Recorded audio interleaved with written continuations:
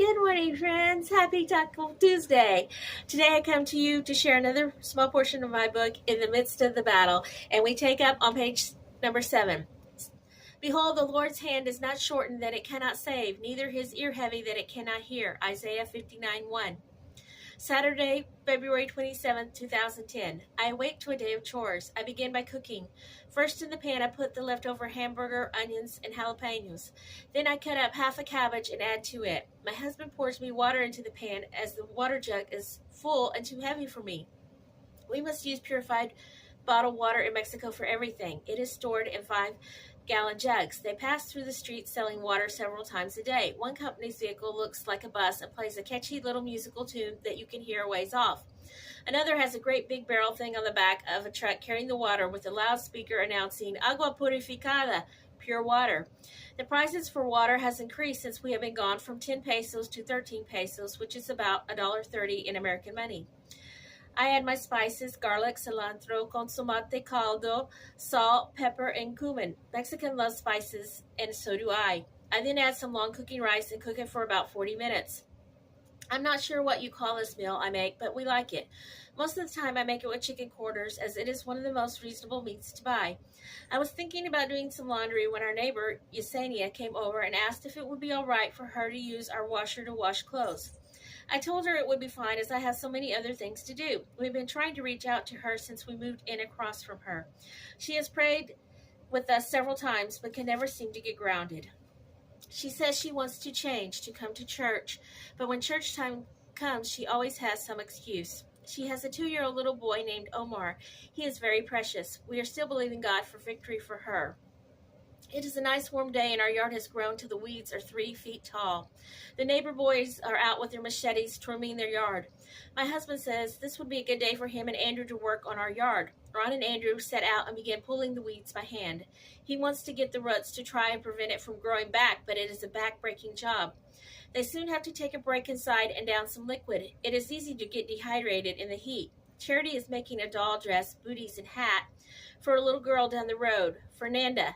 She is 4 years old, and her mother allows her to run all over up and down the street. Her poor doll has no clothes, and she has given her ink pen tattoos all over her head, face, and arms. Charity is crocheting a yellow and pink outfit. Fernanda is thrilled. She wants to spend every minute of the day here. Yesenia is not able to wash clothes. Charity just finished the dishes before beginning to crochet. There is no water coming from the water spout. The water on half of our street is shut off. All the water that we have to use is in the tank on the top of the house, and the guys are definitely going to need a shower after working out in the yard. This is somewhat normal here, as the water normally is shut off somewhere around 2 p.m. and does not turn back on again until the next morning, although this is not the case today. They are building new streets and houses nearby, and because of the construction, sometimes we are without water for 2 days at a time. There's nothing you can do about it but wait and pray they turn it back on soon. Most of the time, you don't even realize it's off until you completely run out of water in your tank. I am not complaining because there are many homes here who do not have a storage tank and do without running water for several hours every day. This is just a part of life in Mexico. The church is having a yard sale next week, and all the other donations are to be brought to church tomorrow night. So I make this a priority for the moment. We were given somewhere between 35 to 40 bottles of shampoo with conditioner and body wash while we were out. I decided to donate this along with leftover bits and pieces of Christmas toys. Small stuff, really. There are some toothpaste and toothbrushes and crayons. Odds and ends. Before you know it, I have a whole trunk full, but it has taken all afternoon to gather and sort. The neighbor next to us stops over to look at the doll outfit Charity is making.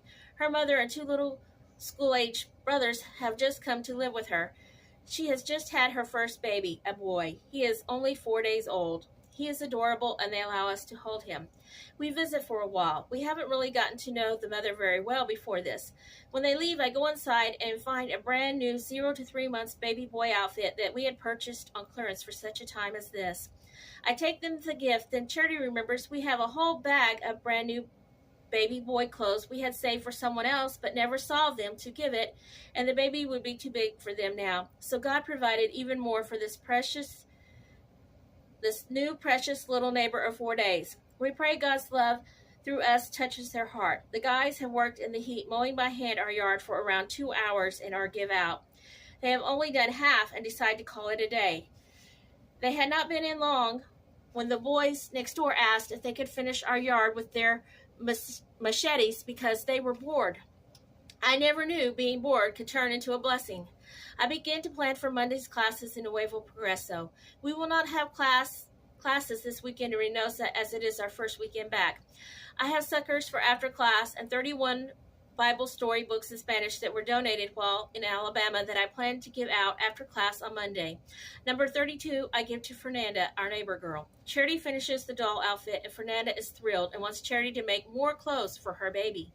Charity starts making the baby a blanket. Fernanda is seen riding her bike up and down the road with her baby in her fancy clothes. For supper, we have scrambled eggs, chorizo, and tortillas. Jalapenos also. Charity cooks this time. Ron takes a 3-minute shower as there's barely any water in the tank. It has been a full day. We are talking about starting classes for the children here at the house. So much to do and only so many hours in the day. Today, I hope, has been a day of witnessing of Christ's love in action. And the things we have done, may it be known, it was not us, but Him.